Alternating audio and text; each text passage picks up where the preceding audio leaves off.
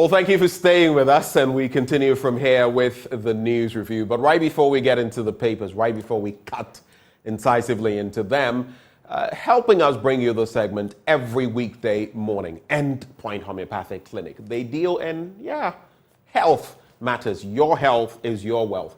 And in these two areas, they are offering you free screening. I'll tell you what, no segregation. If you're a man, they're offering you prostate screening for free. If you're a woman, fertility screening for free. I'm curious, when was the last time you checked your prostate as a man, especially if you are 40 or above? If you're not checking it, you could be sitting on a ticking time bomb. If you're a woman and fertility, yes, you are thinking of giving birth, or you've given birth, but you still want to procreate and you are not paying attention to what's happening as far as your fertility is concerned. Noting, for example, that a majority of women actually have some developments when it comes to fibroids, but it's not everyone who has that progression where it gets to the point where you may require surgery or something of the sort. But the question is, why sit and wait and not know until disaster strikes, right? That's why I'm proffering for you Endpoint Homeopathic Clinic, because they'll grant you these screenings for free. Locate them here in Accra at Spintex opposite the Shell signboard, Kumasi Kronumabwe here behind the Angel Educational Complex, Takrade Anaji Estate, Tema Community 22, Techiman Hanswa and Esiamanzama. Their call lines are 0244 867 068 or 0274 234 321. Endpoint Homeopathic Clinic, the end to chronic disease. But just the start of the news review, and we're hosting one more time from Amanone, from Ablochi, from Ebrochre, from very far away, but he makes the time to join us. What time is it where you are? I know by that I'm exposing you in a way, but what time is it? Ben, good morning. It is 1:34 over here. 1:34 a.m. Yes. You see what some of our guests go through just to help us bring you the filler. So I am applauding you this morning. Dr. Dugbe, thank you for making the time to join the conversation. All right. Modern country, Ben. Right. So I don't know what you're going to be talking about, but I'll run these two issues by you. Somewhere in Toronto, in Canada, we've lost a Ghanaian who left the shores of Ghana just late last year. And he was seeking greener pastures. His story breaks my heart because this was someone for whom the system could not give what he wanted. He went seeking greener pastures. Unfortunately, this is what happened. Of course, there are thousands, tens of thousands of Ghanaians out there who don't meet this fate. But it tells you about a broken system where most people would prefer the hazards, the risks over staying here. And unfortunately, in this instance, this happened. My condolences to his family. The second issue, the State of the Nation address, the last for President Akufo-Addo. What are your expectations? I'm not holding my breath.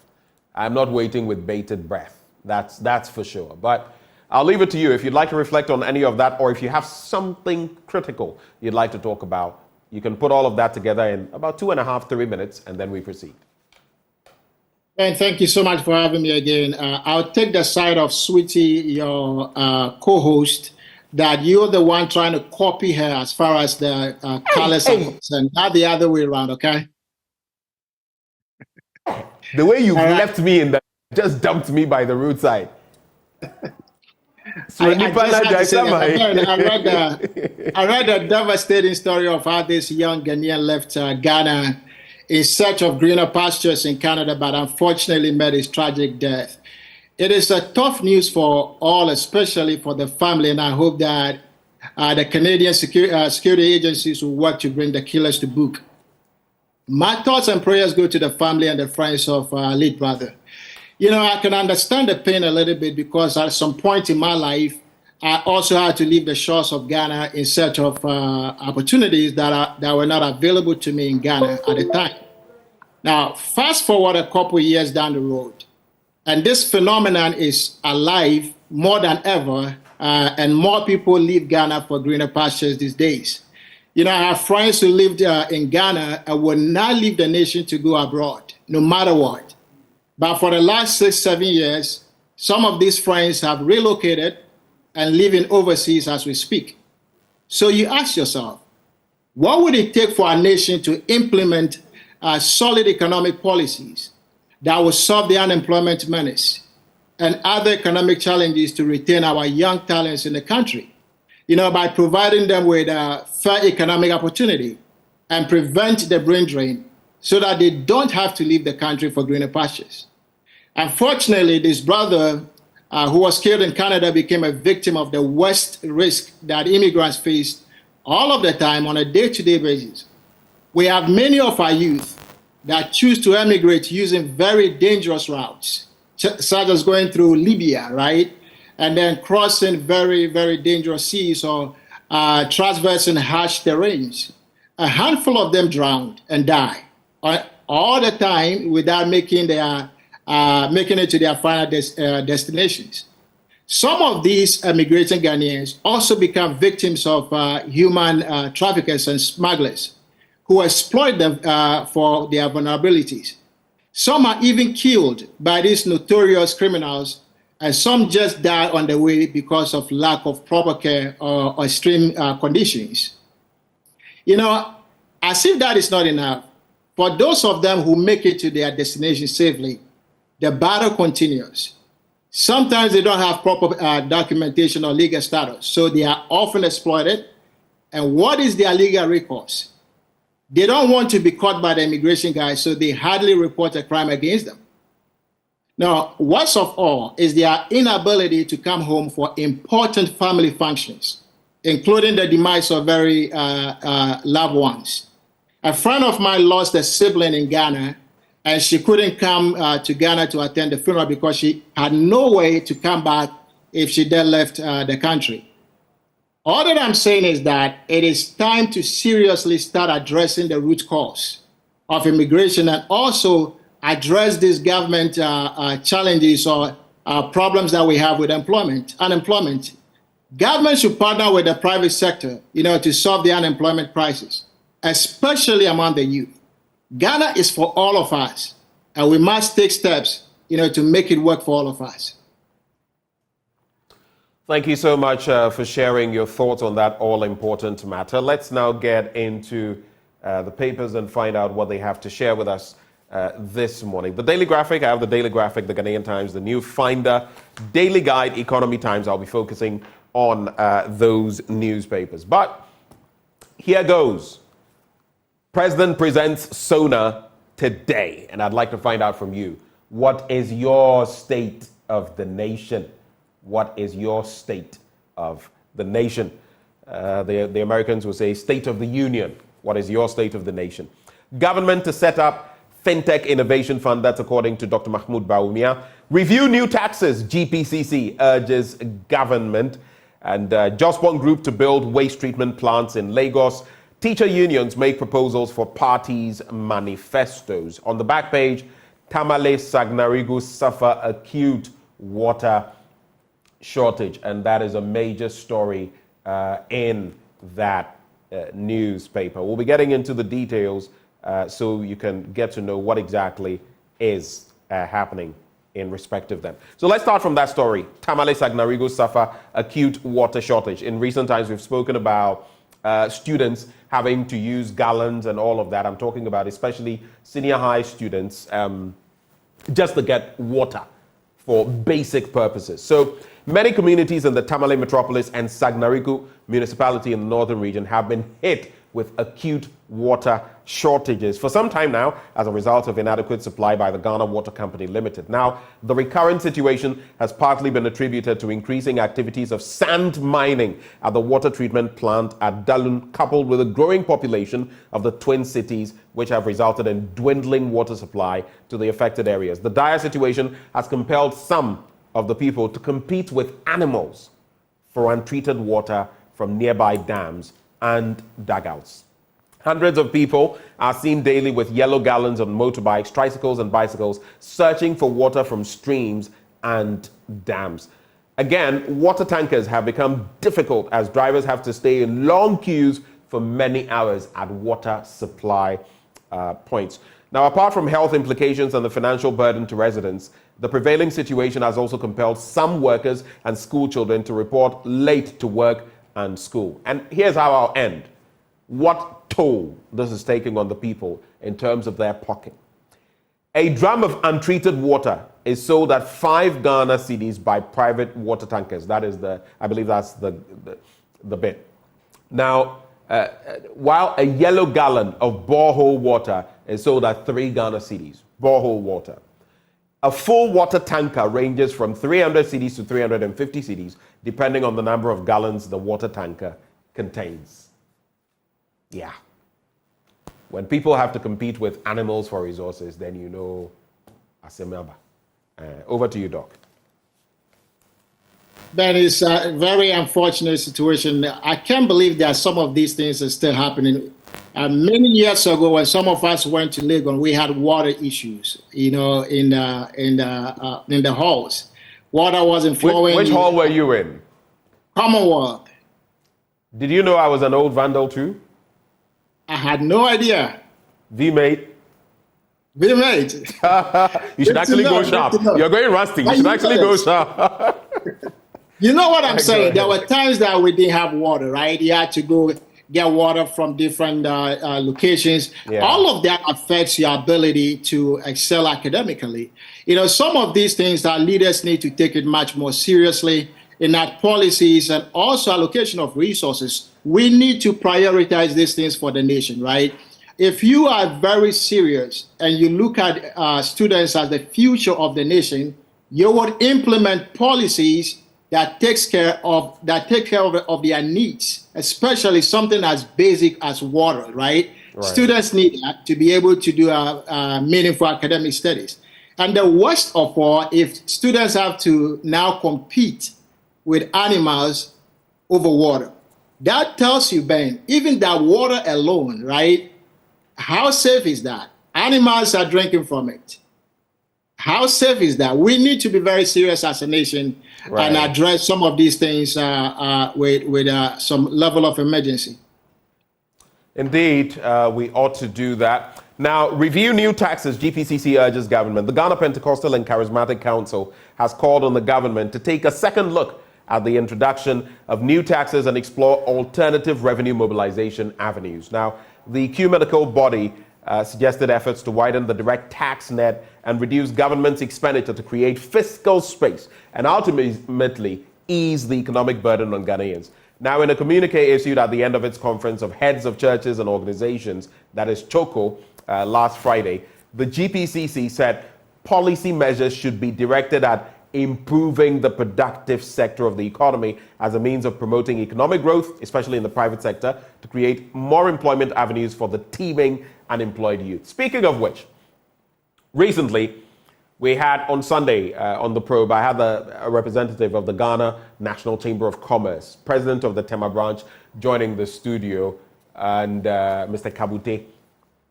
And it was sad. You realize that with a cocktail of inhibitive factors, taxes, if you're borrowing, the lending rate or interest rate, you're looking at other levies and other, things being slapped on products. If you're bringing in raw materials, the taxes on them, the exchange rate, how do you expect these people to break even, to talk of even go ahead and employ other people?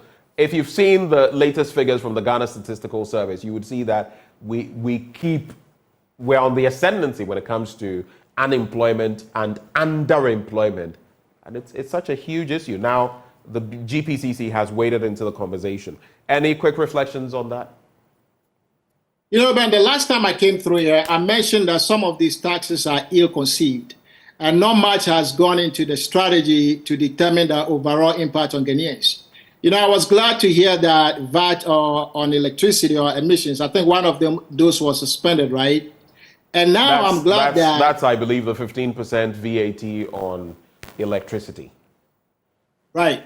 And now I'm even glad that the clergy is adding their voices, right? They're adding their voices to call on government to review these new taxes and explore alternative revenue mobilization avenues. And when I was discussing the new finance minister's push for GRA to increase their revenue mobilization efforts, I mentioned that we need to look at better ways of raising revenue for the government. without raising taxes or introducing new taxes. We can improve on tax compliance, where everyone gets to pay their fair share, and giving businesses incentives for voluntary tax compliance. We don't necessarily need new taxes if we expand the tax base to bring in those businesses who are not paying their due share. Bring them into the tax net. But the most important way, right, to improve revenue mobilization without introducing new taxes is to invest in the economy, right, economic development. When the economy expands, businesses will do well. Unemployment will reduce. And the more production there is, the higher revenues that there will be to the state. The government gets more in revenue. So we need to move from the mindset of taxation to production. Let's invest in policies that strengthen the investment climate, that promotes innovation and entrepreneurship. That is what we need to do to stimulate economic activity, to generate more revenue without necessarily, introducing new taxes. But Ghana is rich with a lot of natural resources. Let's promote policies that enable optimal utilization of these natural resources to drive economic growth and raise more revenue for the nation through royalties. And we will not need to raise taxes or even introduce new taxes. So I agree with the clergy that we should avoid over-dependence on one source of revenue for the state, which is taxation, and diversify our revenue sources through more production. All right. Let's quickly get into some other stories then, pages 2 and 13, and then we shall move from there. Government to set up FinTech Innovation Fund. Dr. Bawumia says so. Now, the government is to set up a FinTech Innovation Fund to support startups to drive Ghana's digital revolution. Of course, when you hear Dr. Bawumia, there's always some digital somewhere. Now, the initiative is to ensure that the country leverages on the power of technology to improve productivity and connectivity to empower individuals through FinTech startups, as well as small and medium-scale businesses to increase innovation and efficiency in the operations of these institutions. There was also the Vice President announced this in Accra yesterday at the official press launch of the maiden 3I Africa Summit. He encouraged all stakeholders in the fintech and digital industry to join forces in improving the legislative and regulatory environment in order to enhance the payments ecosystem and position Ghana on the path of sustained financial inclusion. And there's also teacher unions make proposals for parties' manifestos. Nowadays, I've heard from Guta, they want to feed in and say, hey, if you're going to shape policies, this time we want to be on board. We want to have one-on-one with you, engage all of you, the presidential candidates, to ensure that our purpose will also be served, whoever comes to power. Well, the teachers are doing same. Pre-tertiary teacher unions in the country yesterday launched a document containing their demands for incorporation in the manifestos of political parties. The unions are the Ghana National Association of Teachers, NAT, the National Association of Graduate Teachers, NAGRAT, and the Coalition of Concerned Teachers, that is the CCT Ghana. It's a 13-page document. I'll add this final story, get your reaction, and then we can go from there. I can't leave out the SONA. President Akufo-Addo will present a message on the state of the nation to Parliament today, in which he is expected to enumerate some achievements over the last 12 months and spell out the roadmap for a stronger economy under an IMF-backed economic stabilization program. The exercise, which has become known as the State of the Nation Address, will be the president's penultimate address ahead of his scheduled departure from office on January 7, 2025, after a two-term tenure that started on January 7, 2017. This actually reminds me of when former President Mahama was leaving. He delivered his last one right before leaving. So you get to do this, the last in this year, and then right before you bow out. It's always interesting how this pans out. But any reflections on any of these stories? Yeah, Ben, on the State of the Nation address, with everything going on in the nation as of now, the high unemployment, rising inflation, high interest rate at the national debt level, and so on, I think it's very likely that some Ghanaians may not necessarily trust the words of the president, regardless of what he says in the State of the Nation address. So here's my thought about how Ghanaians may react to the president's address to the nation. No, before you get to Ghanaians, or if you like, you can do Ghanaians, but I'd like to find out how you would react and what your expectations would be, if any. Of course, I'll get to that, but let me quickly talk about my expectations from the whole nation's address that the president will give. I do believe that some Ghanaians will express anger and frustration, especially those who had high hopes and expectations of the president when he first came to office. Now, arguably, the policies of this administration haven't made the lives of some Ghanaians better. So I suspect that some section of Ghanaians will express frustration. And I mean, those who believe that the president and his administration's policies have negatively impacted their lives or the country as a whole. And of course, some may be disappointed, regardless of how much hope the president tries to project in his address. At this stage, the people need to see real action that translates into lessening their economic burden. Right. So this is not a time for big drama or big English. A lot of Ghanaians are taught to believe that the president and his administrations they failed to deliver on their campaign promises, and they have not addressed key issues in the country. So I have my doubts, right? If the president's address, this is my thought. I get to your point, right? Your question is, my doubt is if the president's address will alleviate the frustration with the lack of progress or real positive economic and social changes during the president's term. That is the doubt that I have. And I also think that many folks will be skeptical and they will receive the president's message with some level of distrust. Many have hopes. You know, they had hopes that were lost in the government and its ability to address issues that concern them the most. So it's going to be very interesting how people would receive this message, not exactly how I believe the president may want it. Now, citizens may become more skeptical, right, of future promises or policy proposal if they believe that in the last address, the president made promises and all of that were not met. Now, we have seen ministers with abysmal performance reassigned to other areas of government instead of letting them go, right? That is not necessarily the right move. So regardless of what the president says in his address, I expect that many Ghanaians would like to see or hear about some level of accountability and transparency. I would suspect that for those who tune in to listen, the folks who still care, they would expect the president to take some responsibility for the policy failures and some assurance from the president that his government will be accountable. Right. Now, on the other hand, quickly, you will see an abundance of party loyalists and foot soldiers, you know, supporting and hailing the president's address to the nation, regardless of what he says. You know, these folks would dismiss any disapproval of the president, and they will go that extra mile to tout perceived achievements, even if these achievements are not easily traceable. The baseline is this, Ben. Regardless of the president's address for the nation, government should focus on course correcting and championing ideas and policies that will reduce the economic burden on Ghanaians so that people can become more engaged again and have trust in their government. You know, after such a submission, as we usually say here, I have nothing more to add. I think you've nailed that submission. A few comments coming through. Aziz Donla Inwa says, as citizens, we don't expect anything tangible from this government because the economy is down to its knees. Inflation is 23%, the exchange rate 12 to $1. Well, it's actually way higher.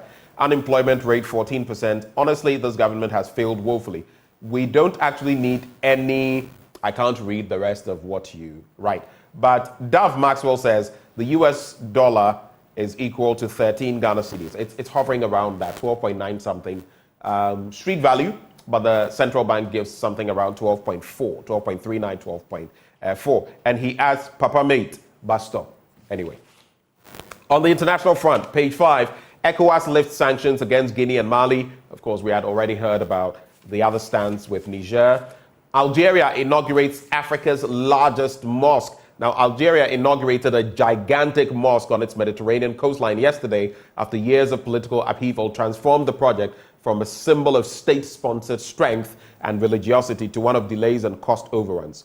Built by a Chinese construction firm throughout the 2010s, the Great Mosque of Algiers features the world's tallest minaret, where they go and where the muezzin calls to the faithful, measuring 869 feet, 265 meters, that is. And the project's official cost was, guess what? A mouth-watering $898 million.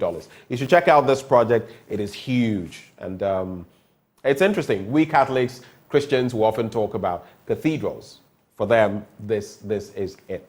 WTO Ministerial Conference kicks off. Palestinian PM resigns over post-war Gaza plans. All of those stories in there. If you have any reactions, quickly, I'll take them. If not, we go to the rest of the papers. Yeah, man, on the sanctions of Niger, right? I read that sanctions were lifted, of course, here, and I just heard it from you as well. And I also read that President Tinubu made a statement calling for the lifting of the economic sanctions on Niger, Guinea, Mali, and Burkina Faso. Right. I think 3 of these nations said that they were leaving ECOWAS. Yeah. President Tinubu's reasoning, right? His reasoning for calling for suspension of sanctions is that the sanctions have largely been ineffective and have proven to be a hindrance and not a solution to the political impasse in these countries. I would say that I understand that reasoning that he gave, and I'm not for placing sanctions that don't make sense. But I'm concerned about the precedent that this will set for other would-be plotters, right, coup plotters. What then will be the sanction for the states, right, and leaders that overthrow democratically elected leaders to replace them with military or junta leadership in the sub-region? How would ECOWAS deter such military actions and prevent coup in the sub-region? What is the right response, Ben, that ECOWAS must give in such eventualities? I am a believer of the mandate of ECOWAS, right? And while I know that there are opportunities for improvement, I am of the view that ECOWAS should be impartial when administering its decisions concerning member states to promote regional and economic integration among these member states. I think, though, that the removal of these sanctions should at least address some of the concerns that Niger and the other countries had, for which they decided to leave the organization. I think it's a rather better strategy in the spirit of Pan-Africanism for these countries who announced that they were leaving. I think it's better for them to stay and work to improve the organization. Now, with the lifting of these sanctions, Niger and these other countries would have their economic prospects significantly improved with the suspension of these economic sanctions. Other nations and investors, hopefully, may have favorable impression about these countries for investment purposes. And these West African nations will also have more access to the African and other international markets again. So I expect that the lifting of the sanctions will enable Niger to resume normal trade relations and allow for increased investment and access to more or potential global markets. With the crisis in Niger, I am assuming that the sanctions might have impeded the smooth flow of aid into the country. And so now humanitarian aid and assistance can easily flow into the country. Hopefully, Niger also capitalizes on this to repair diplomatic relations with the international community and reintegrate into the West African group and other international communities, Ben. All right, thank you very much for sharing your thoughts on that as well. Now, the Ghanaian Times newspaper, Jospom breaks into Africa, signs landmark deal to build waste management plants in Lagos State, Nigeria, commit to free SHS or TVET program review and manifestos, NAT and 2 other teacher unions demand from political parties. Veep tasks fintech firms to develop an innovative payment solution for Africa. We've already seen that story in the Daily Graphic. Atachia urges calm over SML or GRA revenue assurance contract. Yesterday, there was even talk from his end about hounding local businesses. On the back page, use AG to promote sports and local tourism. GBA to present 8 boxes for trials in Italy and 20 Black Princesses camp in Cape Coast. All right. So let's start from page 4, and then we'll do page 9 as well. Chairman of the Parliamentary Committee on Mines and Energy, Samuel Atachian, has urged the public to remain calm pending the outcome of the KPMG report and the comments of the presidency on the Strategic Mobilization Ghana Limited and GRA, that is the Ghana Revenue Authority, revenue assurance contracts in the downstream petroleum sector. During a familiarization tour of SML yesterday, Mr. Atachian stated that it would be prejudicial to comment on the contract as President Akufo-Addo had appointed a tax audit and advisory firm, KPMG, to conduct an immediate audit into the contract.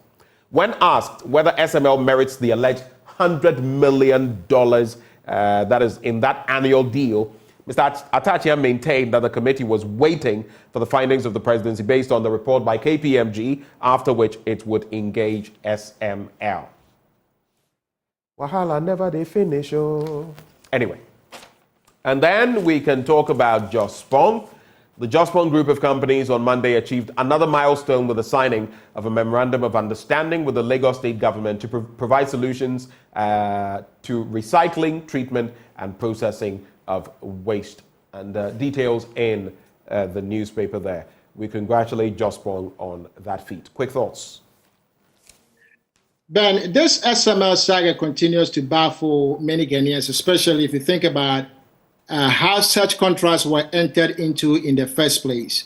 You know, some of our leaders are very smart people. They know what they're doing, especially when it comes to the bidding process for some of these contracts. Right. And our companies or governments must evaluate these bids before they award the contracts.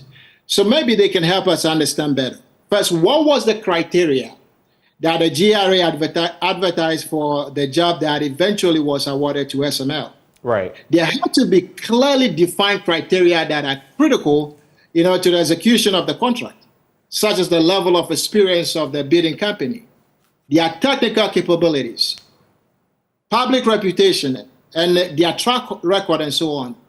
And then there has to be evidence where the Ministry of Finance or GRA advertised and invited companies to bid or submit proposals based on the requirements of the project. Right. I hope that the reports will come out that we'll get from a KPMG audit and other investigations will clarify, if SML and other bidders were evaluated, including evidence of these technical capabilities that I was talking about. Right. In the absence of these, Ghanaians should be really concerned about how some of these things are done by our leaders.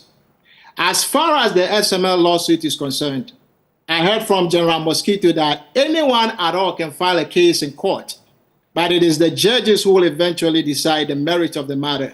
So we'll wait and see what the outcome. I know there is a lawsuit in court about this as well.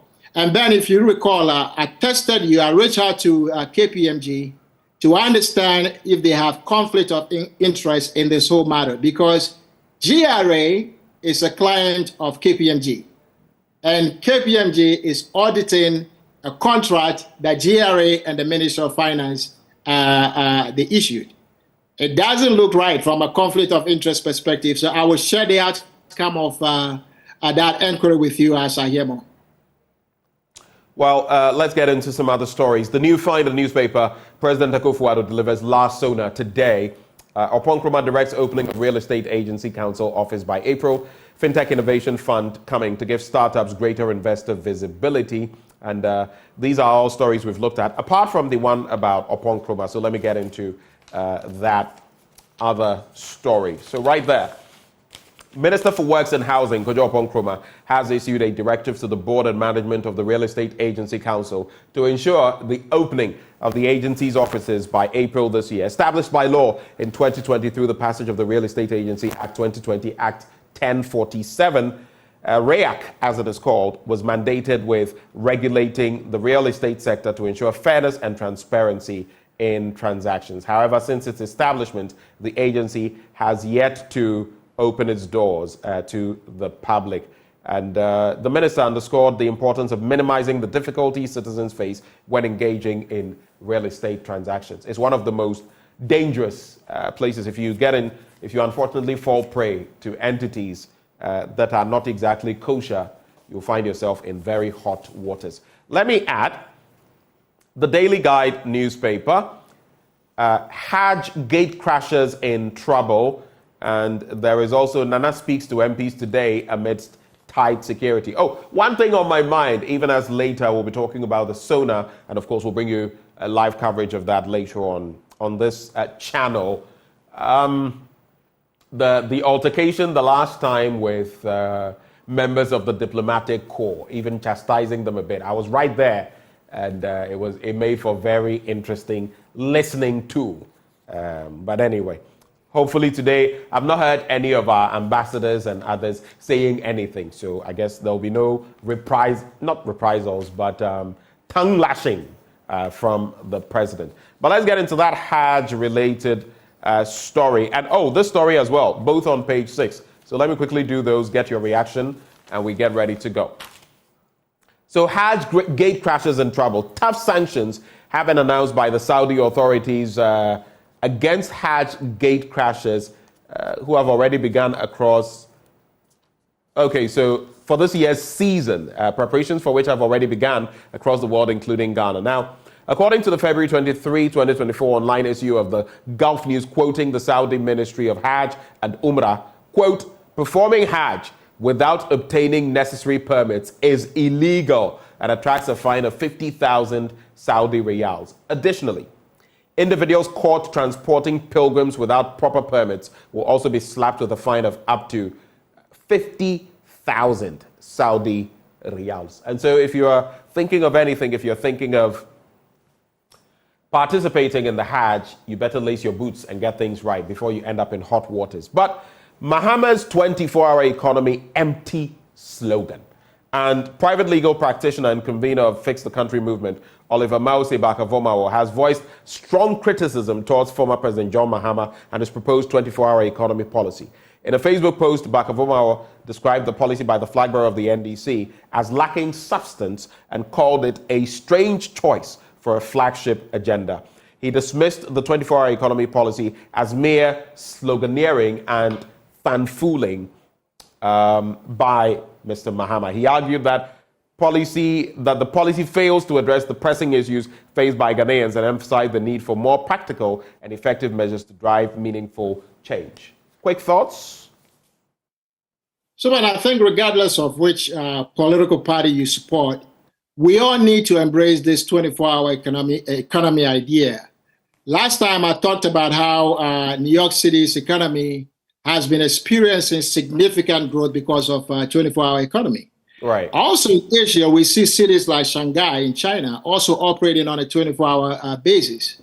So what are these cities doing or did to support their own 24-hour economies that we can learn from? I think that we should embrace it instead of shutting it down. One, I think we need to think about investing in the development of infrastructure to support a 24-hour economy. And that should include improving our transportation system, expanding access to reliable electricity and water supply, right, and enhancing digital connectivity.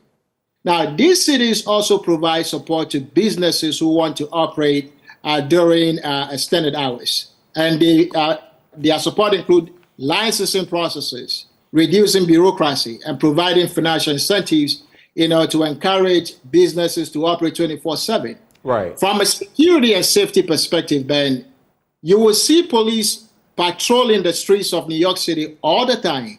There is improved lighting, surveillance system, and other safety measures to create that conducive environment for nighttime activities.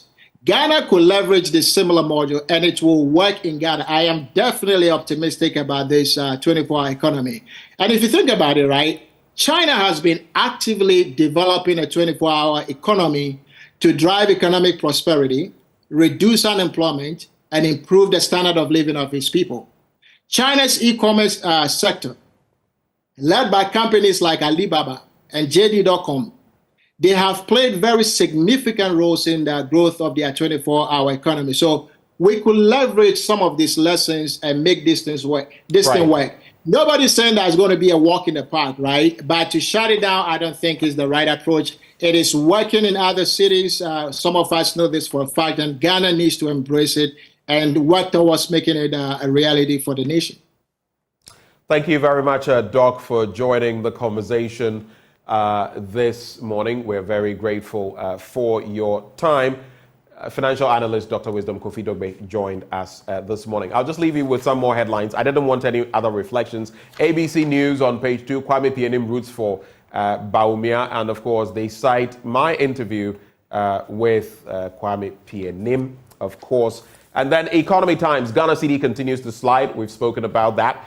Ghana's 2023-2024 cocoa production to hit 27% lower than previous season. And e-levy collections amounted to 1.19 billion Ghana cedis in 2023. Doc, Akpe, Yedase, thank you for joining the conversation. Right before we go, Endpoint Homeopathic Clinic. Were you trying to say something, Doc? Say this, right? I wanted to say this. Our cocoa production is going down, but yet still we have policies to import cocoa into the country. My question to you, maybe you can answer me later. What does that mean? Okay. Well, interesting. We've put it out there. Perhaps those who can give the answers will give the answers. And that is Dr. Wisdom Dogbe, financial analyst. Sports is up next on this channel. You don't want to miss it.